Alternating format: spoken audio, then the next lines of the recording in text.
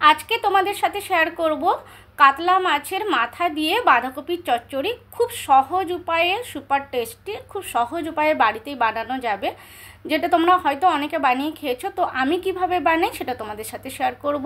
তো হ্যালো বন্ধুরা, welcome back to my YouTube channel. আশা করি তোমরা সবাই খুব ভালো আছো। গুড মর্নিং তোমাদের সবাইকে। আজকে খুব কম মশলা দিয়ে আমি বাঁধাকপি বানাচ্ছি, যেটা বাচ্চা থেকে বয়স্ক সবাই খেতে পারবে। একদম রিচ তো বানাবোই না, খুব কম মশলায়। তো চলো শুরু করা যাক আজকের রেসিপি। আমি কড়াইতে তেল দিয়ে দিয়েছি, দেখো তেলটা আমার গরম হয়ে গেছে একদম। আর আমি এর আগে মাছ ভেজেছিলাম, তাই তেলটা ওই রকম রং হয়ে গেছে। তো যাই হোক, এটা বড় কাতলা মাছের মাথা, খুব বড় নয়, মাঝারি সাইজের, দেখেও বোঝা যায়। তো মাথাটা আমি ভালো করে ভেজে নেব। আর এখানটায় মশলা বেটে নিচ্ছি, আদা, পেঁয়াজ, রসুন, আর অবশ্যই পরে আমি টমেটোও দেবো, একসাথে বেটে নেব। আর মাথাটা আমি একদম কড়া করে ভাজছি না, তোমাদের সাথে যতটা শেয়ার করলাম অতটাই। তো এখানটায় আমি টমেটো দিয়ে ভালো করে পেস্ট করে নেব মশলাটা। তারপরে আমি আলু ভেজে নিচ্ছি। আলু ভালো করে ভেজে নিয়ে তারপরে আমি দেখো তেজপাতা, শুকনো লঙ্কা, আর তার সাথে একটু ফোড়ন দিয়ে দিলাম, জিরে বা পাঁচফোড়ন, যাই হোক। পাঁচফোড়নের ফ্লেভারটা অ্যাকচুয়ালি আমার ভীষণ ভালো লাগে বাঁধাকপির চচ্চড়িতে, তাই আমি দিই। আর তোমরা চাইলে চিনি এখন দিতে পারো বা পরেও দিতে পারো। তো যাই হোক, তারপরে আমি উপর থেকে মশলাটা দিয়ে দিলাম, বাটা মশলা, আদা, পেঁয়াজ, রসুন, কাঁচা লঙ্কা আর টমেটো। তো এবারে ভালো করে এটাকে কষিয়ে নিতে হবে।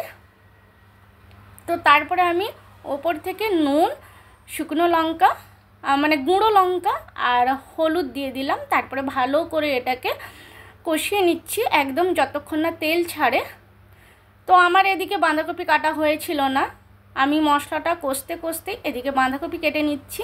আর বাঁধাকপি একদম পাতলা পাতলা করে কাটলে তার কিন্তু টেস্ট আলাদা, মোটা করে কাটলে তার টেস্ট আলাদা হয়, আর পাতলা করে কাটলে তার টেস্ট আলাদা। তো আমি আজকে ভাবলাম যে একদম পাতলা পাতলা ঝুরো ঝুরো করে কাটবো, তো তাই আমি বাঁধাকপিটা কেটে নিচ্ছি। তো আমার মশলাটা দেখো মোটামুটি অনেকটাই কষা হয়ে গেছে, আর একটুখানি কষে নিলে এবার তেলটা ছেড়ে যাবে। তো নুন লঙ্কা তোমাদের পরিমাণ মতন, অবশ্যই মিষ্টিটাও, আমি এখনও মিষ্টি দিইনি। তো আমার মশলাটা কষা হয়ে যাওয়ার পরে আমি ওপর থেকে বাঁধাকপি ধুয়ে ভালো করে জল ঝরিয়ে দেখো একদম পাতলা পাতলা করে কেটেছি, যেটা তোমাদের সাথে শেয়ার করছিলাম। তো ব্যাস, এবার বাঁধাকপিটা উপর থেকে দিয়ে দিচ্ছি।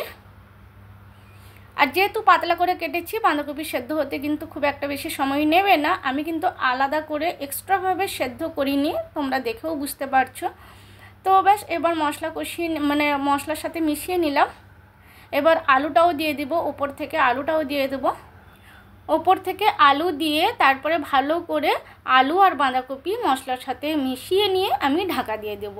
বাস, ধিমি আঁচে ও হতে থাকবে। আমি কিন্তু নর্মালি আলু আগে থেকে ভাজা করি না, আমি তেলে দিয়ে একসাথেই ভাজা তরকারি একসাথেই করি।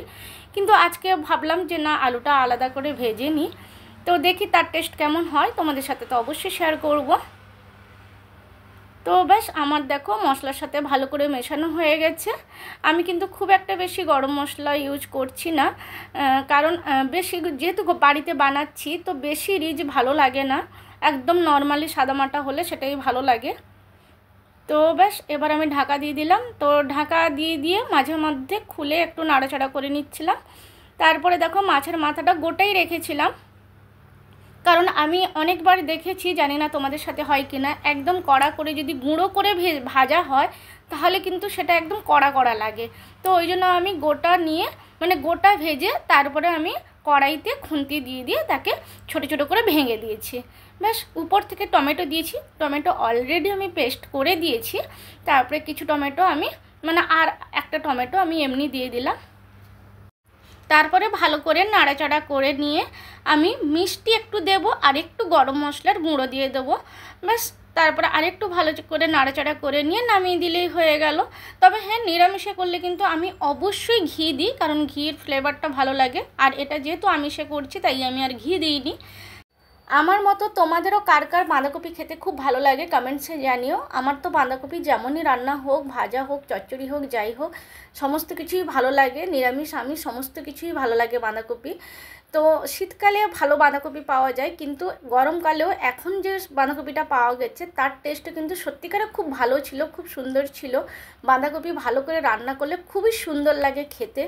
তো বাকিটা চলো আমরা এবার খেতে বসবো, তোমাদের সাথে বাকিটা শেয়ার করে নিই। তো বন্ধুরা, কেমন লাগলো বলো আমার আজকে বাঁধাকপি কাতলা মাছের মাথা দিয়ে বাঁধাকপি, খুব সহজ উপায়ে যেটা বাড়িতে বানানো যায়। আর তোমাদের যদি ভালো লাগে আজকের রেসিপি তাহলে অবশ্যই লাইক কমেন্ট শেয়ার করে দিও। আবার আসবো নতুন একটা ব্লগ নিয়ে। ততক্ষণ ভালো থেকো, সুস্থ থেকো, সাবধানে থাকো আর দেখতে থাকো আমার ব্লগটি। Tata, bye bye.